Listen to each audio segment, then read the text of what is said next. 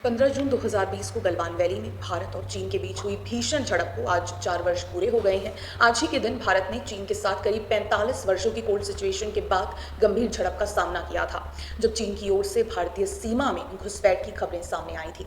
Colonel B संतोष बाबू को दुश्मन फौज के सामने अदम्य साहस और उनके नेतृत्व का परिचय देने के लिए मरणोपरांत महावीर चक्र से सम्मानित किया गया है। आपको बता दें कि गलवान घाटी में चीनी सैनिकों को खदेड़ने के लिए बने ऑपरेशन स्नो लेपर्ड के दौरान 16 बिहार रेजिमेंट को गलवान घाटी पूर्वी लद्दाख में तैनात किया गया था। इसी 16 बिहार रेजिमेंट के कर्नल संतोष बाबू ने सैनिकों को संगठित करके ऑपरेशन को सफलतापूर्वक अंजाम दिया था।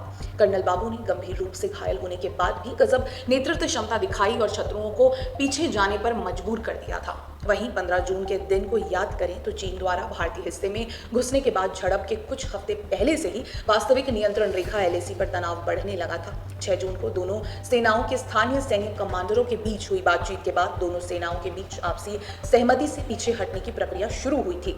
दोनों सेनाओं के बीच एक बफर जोन बनाया जाना था, लेकिन एक भारतीय कमांडर ने इलाके में एक चीनी कैंप देखा और उसका निरीक्षण करने चला गया। भारतीय कमांडर के साथ चीनी सैनिकों द्वारा किए गए अभद्र व्यवहार के बाद स्थिति लड़ाई में बदल गई, जिसके परिणाम स्वरूप कई सैनिकों की मौत हुई और कई घायल हुए।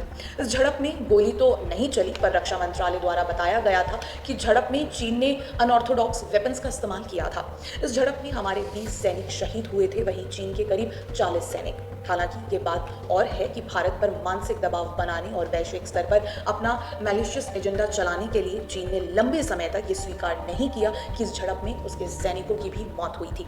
झड़प का असर भारत और चीन पर ही नहीं बल्कि वैश्विक स्तर पर भी रहा और चीन द्वारा पारदर्शिता की कमी और राजनीतिक चालाकियों ने क्षेत्रीय भू राजनीति में सुरक्षा बढ़ाने के लिए कई रणनीतियों की आवश्यकता की ओर सबका ध्यान खींचा था। चीन द्वारा उसके सैनिकों के नुकसान की जानकारी छुपाने के बाद द कलेक्शन की एक ऑस्ट्रेलियाई खोजी रिपोर्ट में खुलासा किया गया कि जूनियर सार्जेंट वांग झुओरन के नेतृत्व में 38 PLA सैनिक गलवान घाटी संघर्ष के दौरान अंधेरे में एक ठंडी नदी पार करते समय डूब गए थे। ये चीन की केवल 4 मौतों की घोषणा के बिल्कुल विपरीत है।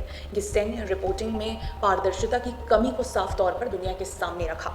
इसी प्रकार की अमेरिकी खुफिया रिपोर्ट ने जून 2020 में भारत के साथ गलवान संघर्ष के चीन के 35 से अधिक ह्यूमन लॉस का खुलासा किया था, जिसके बाद चीन ने आखिरकार स्वीकार किया कि उसके सैनिक झड़प में मारे गए थे। चीन के इस अपारदर्शी व्यवहार ने न केवल दोनों देशों के बीच संबंधों को और नाजुक बनाते हुए तनाव को बढ़ा दिया, बल्कि देश में आंतरिक रूप से राजनीतिक प्रोपेगेंडा को भी खुली हवा दी थी।